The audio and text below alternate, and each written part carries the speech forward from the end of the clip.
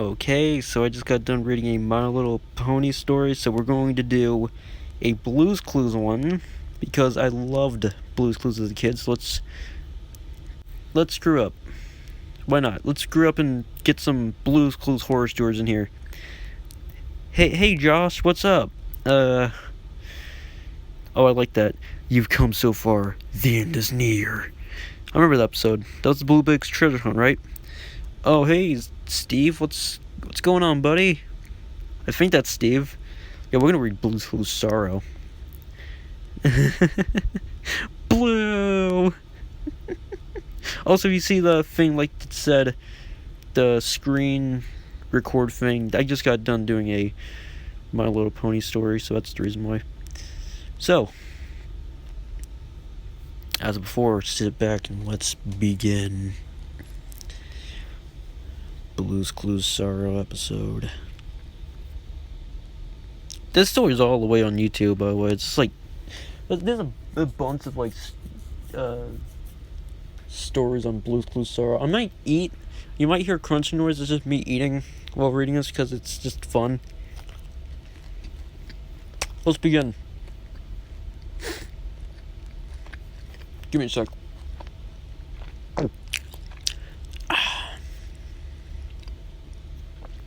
To protect my privacy, I've decided to keep my name anonymous. I'm not sure how to begin my story, but I'll do the best I can. I guess I'll start informing you about the Blue's Clues show. For those of you who have never watched it, Blue's Clues is a show for young children that was created in 1996. It lasted for 10 years and with a total of 6 seasons and 141 episodes. The show involves Steve, or Joe, looking for clues and solving mysteries with help from the audience. Blue was an animated dog who labeled the clues with her paw prints. Before I continue, I'm gonna do a question of the day thing real quick. Let's just do that for like my videos from now on. Like even my Evan or Game Man channel. Like they'll just question like one question will be like related to a topic, so why not? If you grew up with Blue's Clues, what's your favorite episode and what's your favorite host? I like Steve. Steve's my favorite host. Blue's Clues was a hit with many little kids, including me. The idea was original and the artwork was amazing. However, Steve Burns was the backbone of the show. Steve Burns was the actor who did Steve. He was more serious than Barney the Dinosaur, but he loved kids and knew exactly how to make them happy. There was just something magical about his enthusiasm that made me want to watch more and more of the episodes. He sadly left the show in 2002, which was the year I was born, by the way, and pursued a musical career. Steve was replaced by Donovan Patton, who was the actor for Joe, but it wasn't the same. I stopped watching Blue's Clues after Steve left. The show was just lost its magic. For me, Joe was nothing like Steve. He was a total goofball. My mother told me that Donovan Patton was acting too hard. When I was 16, my family moved to a large, three-story house in upstate New York that was previously owned by a nice old lady. A few days after moving in, I decided to do some exploring in the attic. I found an old box to my surprise. It was filled with a bunch of old VHS tapes. All of them were Blue's Clues tapes. I knew the old lady's cell phone number. I decided to call her and ask her about the tapes. She told me she bought them for a collector a few years back, for her little grandson to watch. After I thanked her and hung up, I emptied the box before checking the tapes. All of them had episodes that I already watched, except for one. The one tape I found just had a regular sticker, not a factory sticker like the other tapes had. The title on the sticker was Blue's Clues Sorrow. I thought the title was a little strange, but I figured it was just a copy of Steve Goes to College episode. The one where Steve goes off to college and Joe takes his place because Steve said goodbye to all of his friends in that episode. I considered it to be very soulful indeed. The tape. It's a pretty good looking tape. When my parents went on their anniversary trip and left me in charge of the house one night, I figured it was a perfect opportunity to check out the tape. Our TV has a VCR, and I have to admit, I felt a tingle of excitement when I placed the tape in the player. I was about to relive my childhood of watching. I was about to relive my childhood memories of watching Blue's Clues. I didn't care that I was too old to watch it. I knew for sure that I would enjoy it. At least that's what I thought. The episode started off with the usual opening sequence. The Blue's Clues book opened, and Steve looked out the window of his low yellow house and said a variant of his usual season 4 opening phrase. "Hi, it's me, Steve. Is that you? It is? Great.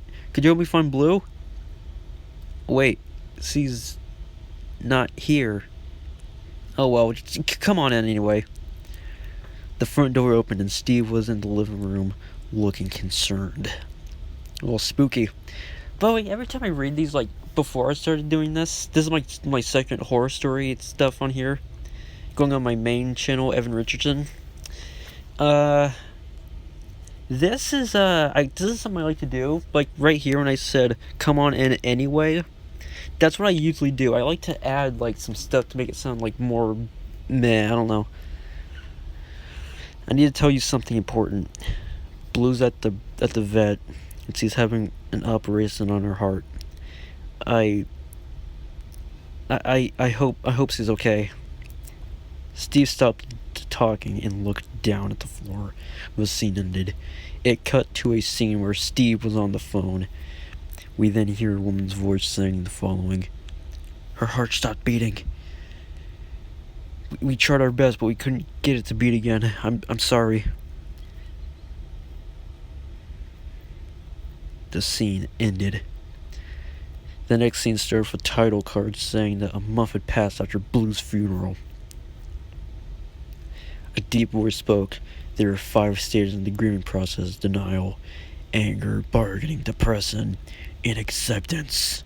The voice said that Steve will experience 3 stages all at once: depression, anger, and mental illness. Not my boy Steve. If it was Jaws, it'd be a different story, because I don't like the new Blue's Clues, so it's ruined now. Hey, if anyone in the comments that hate the fact that I don't like the new one, perfectly fine. I understand your opinion. I just don't like it. Steve was in his bedroom, laying in bed. He began to cry, and the color of the episode turned black and white, like a depressing old photograph. Steve cried so hard his breathing grew shallow. The scene ended. The next scene showed Steve sitting up on his bed. He stopped crying, but his face was now red, and his teeth were clenched tightly. Steve held his stuffed anteater Horace. With both hands, he screamed, "Blue!" at the top of his lungs. His scream sent chills down my spine. I would scream "Blue," like, loud, but people are awake upstairs, so I'm trying to be quiet. If I was home alone, I'd do it. Steve ripped off Horace's head, and black ooze squirted out of the stuffed animal's neck. Steve threw Horace in a fit of rage. When the anteater landed, its ooze completely covered the floor. I fought the urge to vomit. Against my better judgment, I decided to keep watching. Steve's body began to turn a darker and darker color by the second. After about 5 seconds, Steve turned completely black. He got up out of bed, walked out of the bedroom, and walked into his living room. I thought he was going to sit on the thinking chair, but he didn't. He stood in front of the chair and stared at the screen for a full minute. His eyes lost their pupils and became nothing more than white dots. He started crying again, and white tears streamed down his face. Some sad piano music began to play. The music was so heartbreaking I shed a few tears myself. A message flashed across the screen. It said, "You can figure out Blue's Clues, but you can't figure out insanity." A screenshot of the insanity scene. The scene ended. The next scene showed Steve still standing in the living room. He was no longer crying, and his body was completely normal colored. "I can't live without Blue," he said. "She was my best friend. She gave me a life. She gave me happiness and meaning. Without her, I have nothing to live for." The kids in the background that helped Steve find the clue started to cry and whimper. They shouted, "Don't do it, Steve, we love you. We're your friends." "I'm sorry," Steve said. "I'm sorry if I break your hearts for doing this, but I have no choice. Goodbye." He held up a container. The camera zoomed in the label, which read, "Is that poison? Potassium cyanide?" "I don't know." Steve had a calm look on his face as he swallowed the contents of the container. He instantly collapsed onto the carpet and foamed out of his mouth. His body twisted and thrashed on the floor. He was being electrocuted. Steve eventually stopped moving. I knew he was dead. The episode finally ended with a Nickelodeon logo. It was shaped as a lighter with a Nickelodeon logo. It's shaped as a lighter. For a few seconds as my TV cut the static. I sat still, dazed. It took my brain a few moments to comprehend what I had watched. I made the decision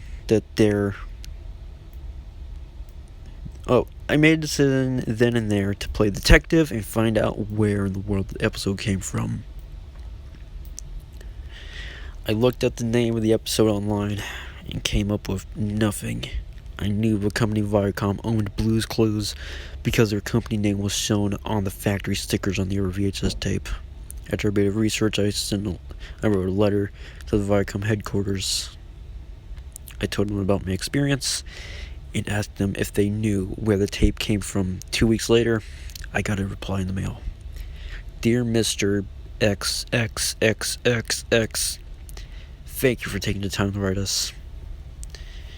We were quite surprised by your story about the unaired episode of Blue's Clues that you discovered. We were grateful and that you contacted us. Concerning it, we can personally assure you that Viacom Media Networks, as well as Viacom, claims no ownership or liability whatsoever regarding the episode. However, we still feel like we need an explanation.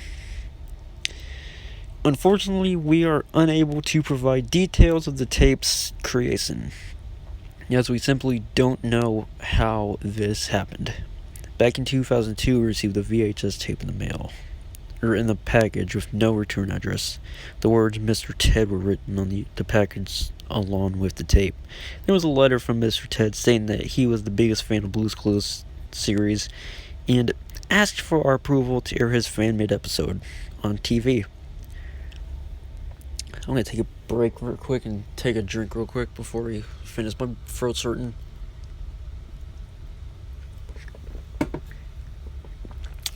Let's begin. Let's continue. It's me talking for so long made my throat dry. We were quite flattered that a fan would send us a fan-made episode for airing. However, when our editors viewed the episode for refinement, they were quite appalled by its nature.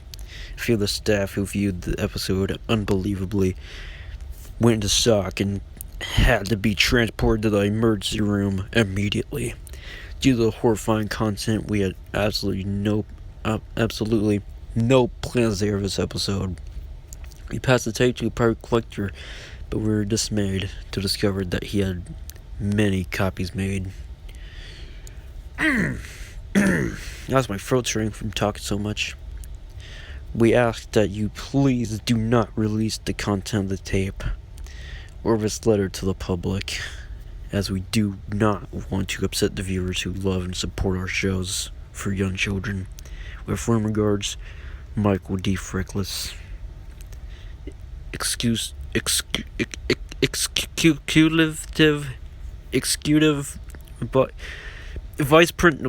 Michael D. Frickless, Vice President, General Counsel, and Security.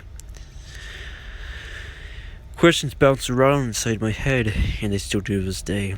Who's Mr. Ted? How was he able to create this demonic episode? Is he even, human?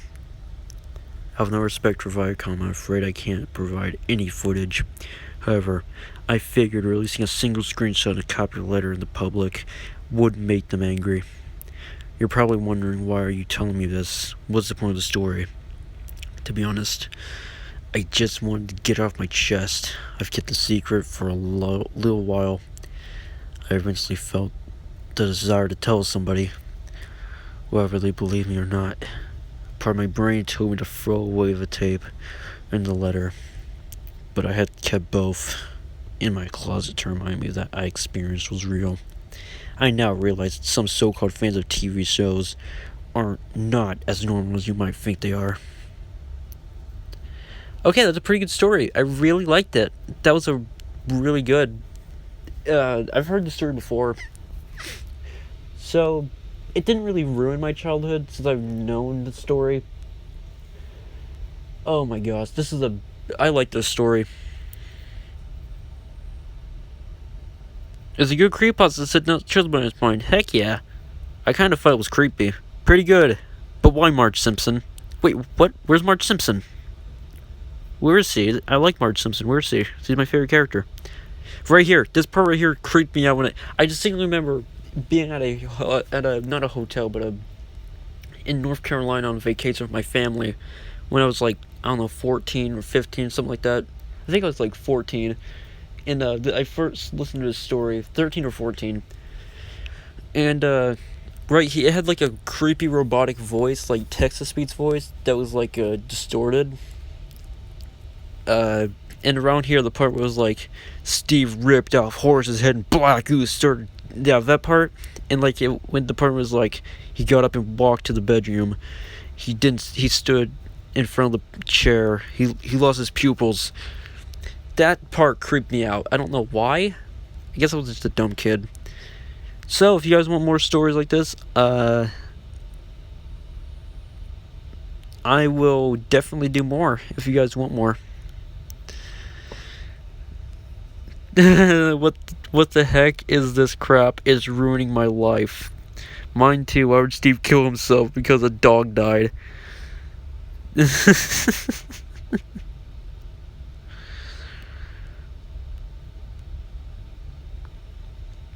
Great. Oh my gosh, is this one? Oh yeah, let's read 2 in 1. Why not? I remember this one being like stupidly short. Okay, here we go.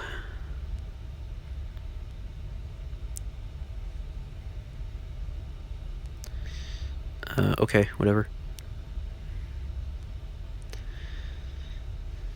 What the heck? Okay. Let's see. Supposedly, the producers of the...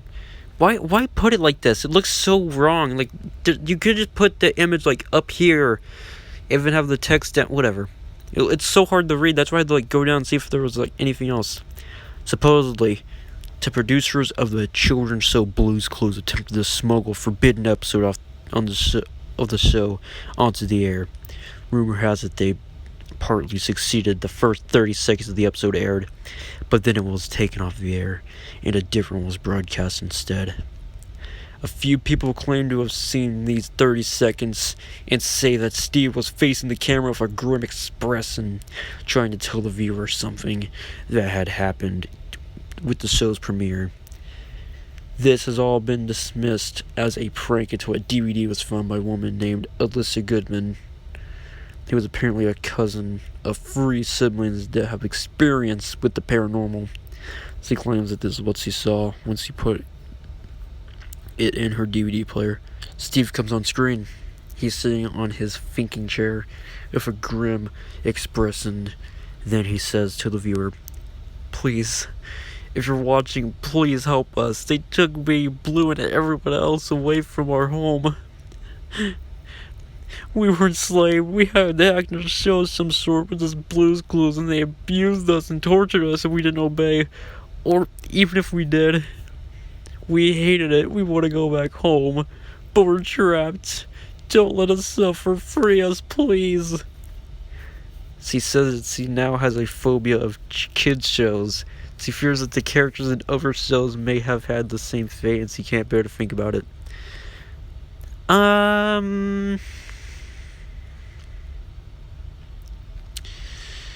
Oh, okay. That was weird. That one part where Steve was like saying, "Please help us." That was funny.